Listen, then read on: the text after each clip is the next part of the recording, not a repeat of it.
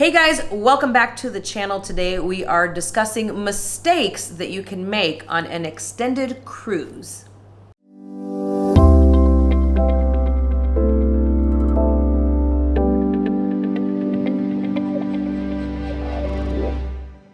Okay, so the first mistake we're going to jump right into is about the beverage packages. And you're going to be on this cruise for 2 weeks, 3 weeks, maybe longer. So you really need to figure this out before you get on there, because buying beverages one by one could be costly. Bad idea. And if you want to get the beverage package in the middle of your cruise, it's not going to be a discount. Yeah. So there are several ways to get a discount on the beverage package on most lines.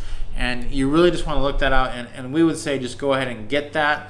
And it will be worth it to you in the long run. Unless you know you're just not going to drink anything, then it's fine to go without. But mistake would be not having a plan and trying to get the best possible deal on the beverage package ahead of time. Yeah, definitely. One other thing too is, as you're looking for deals and specials before you board the cruise, is looking at specialty things like the thermal suite and trying to get a deal on having access to something like that. It was something that we tried for the first time.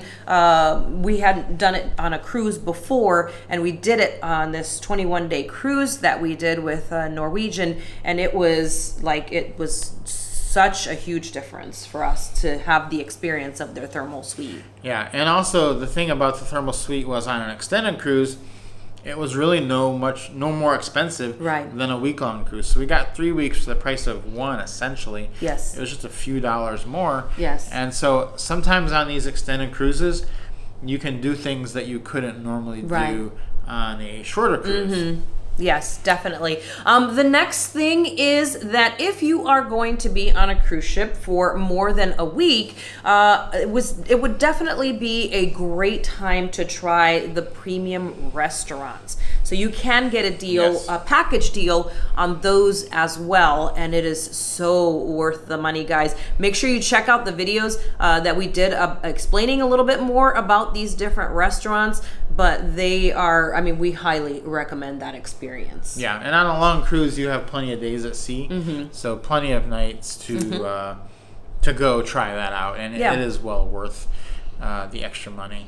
And sometimes they include those for free. So if you get offered something for free, definitely go ahead and take that. Yeah, the other thing is, if you're going to be on a cruise for longer than a week, you're going to want to get on the internet. Right? Yeah, exactly.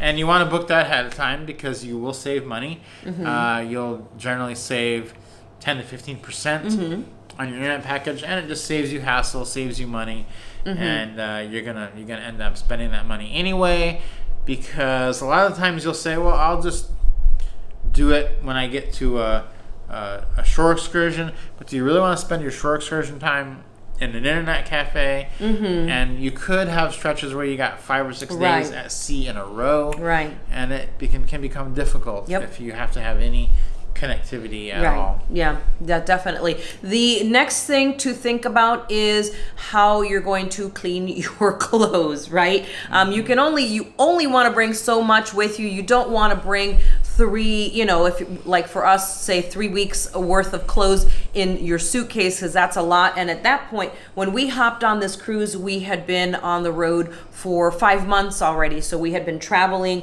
overseas for about 5 months before we got on this cruise. So we each just had one suitcase and our backpack with our electronics, and that's all we got on the cruise ship with. So you have a couple of choices, and the first choice is, of course, you can do your laundry service with the ship, and they'll give you options for that. You'll get a flyer in with your notes in the evenings on how to do that, or you can ask your room steward if you need to, get it done right away. The other thing is, I always have a little bit of detergent with me, and I just washed them in the sink. And we had a balcony suite, and so it had the clothesline, and we pulled that out in the tub, washed the clothes, wrung them out, hung them there, and we were good to go. Easy breezy, and it was free.